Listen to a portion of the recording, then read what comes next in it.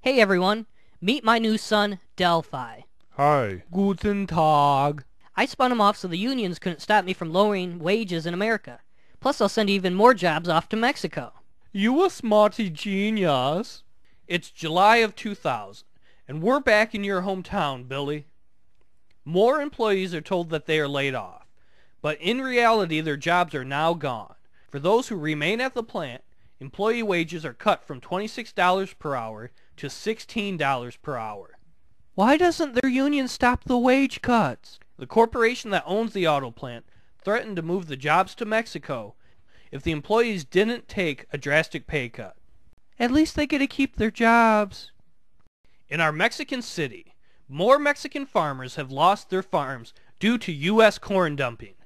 The local factory hires more Mexicans to replace the workers that were laid off in your hometown, Billy. Also, in July of 2000, Mexico signs a free trade agreement with the European Union. In time, this will indirectly give all of the European Union tariff-free access to the U.S. market. It's the time vortex. Are we going back to the future? Close. We're headed forward 3 years to 2003. Here we are in 2003. The Florida Marlins are going to win the World Series this year. Let's go bet some money on them. There's no time for that right now, Billy. Let's take a look at that small Mexican town again. Many more average Mexicans have lost their farms and their livelihoods. It's estimated that more than 1.2 million Mexican agricultural jobs have been lost to NAFTA. Unfortunately for those who are unemployed, there haven't been near enough manufacturing jobs created to make up for the lost agricultural jobs. Hey, where are those Mexican workers going? They're going illegally to El Norte, or the North. These displaced farmers have been a major factor in the surge of illegal immigrants from Mexico living in the United States. According to some government estimates, the number of illegal Mexicans nearly doubled to 5 million from 1996 to 2000. Now let's take a look at your hometown, Billy. Hey, where'd the auto parts plant go? Sorry, Billy, but the corporation that owns the plant is moving it to Mexico. It's the Mexicans. That's right, Billy. Since these Mexicans have lost their jobs in Mexico, they've come here to find jobs. That means more competition for poorer jobs for the people of your town, Billy. Conservative estimates say that over 500,000 Americans have lost good-paying jobs due to NAFTA. The U.S. Department of Labor projects that the professions with the greatest expected future growth in the U.S. are cashiers, waiters, waitresses, janitors, and retail clerks. Did NAFTA at least increase the trade surplus with Mexico? Remember back in 1992 when we had a $5.4 billion trade surplus with Mexico? Yeah, that Al Gore guy said that he thought the U.S.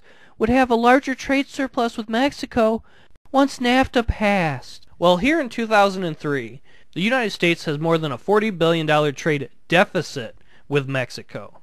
That's a lot of money. More than I make in a year. At least we only have this big deficit problem with Mexico. Sorry, Billy, but the U.S. trade deficit with China is more than 3 times bigger than the Mexico trade deficit. After all, it's hard to compete with prison labor. I love being a prisoner. How do we stop these bad trade deficits? You're wrong. Trade deficits aren't bad.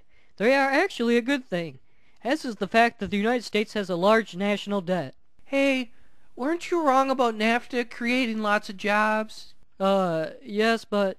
Do you ever get sick of being wrong? Yes.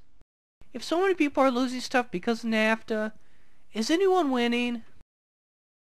I've nearly tripled my profits since NAFTA passed, and we've crushed the strength of the unions. By moving all mine Beetle manufacturers to Mexico, I managed to get same advantages as you U.S. companies and make the big monies. You know, we're making good profits, but I'm getting sick of paying $1.50 an hour to my Mexican workers. I need cheaper workers. I'm gonna move some factories to China. What we need is free trade agreements with other poor countries.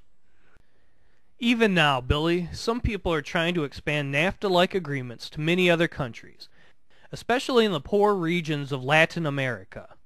Hey, wait a minute. What does all this have to do with my Commander Joe action figure? What?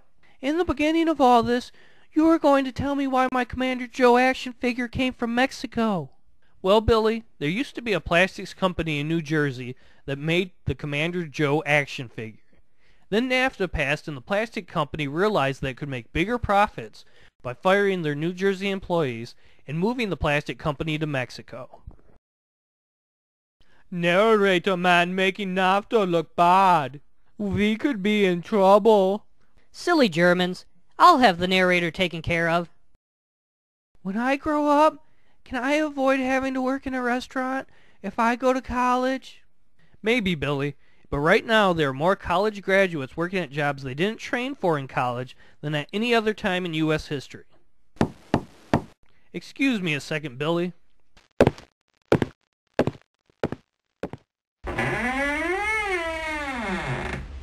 Can I help you? I get this big bag of money if I do what?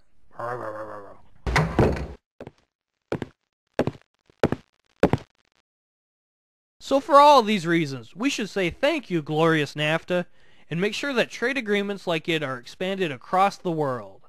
What are you saying? I'm just saying that I support NAFTA. Those corporations got to you. Of course not, Billy. I just realized the wonderful world of NAFTA. As did the Mexican workers, the American workers, the politicians, and those who didn't appear in this cartoon.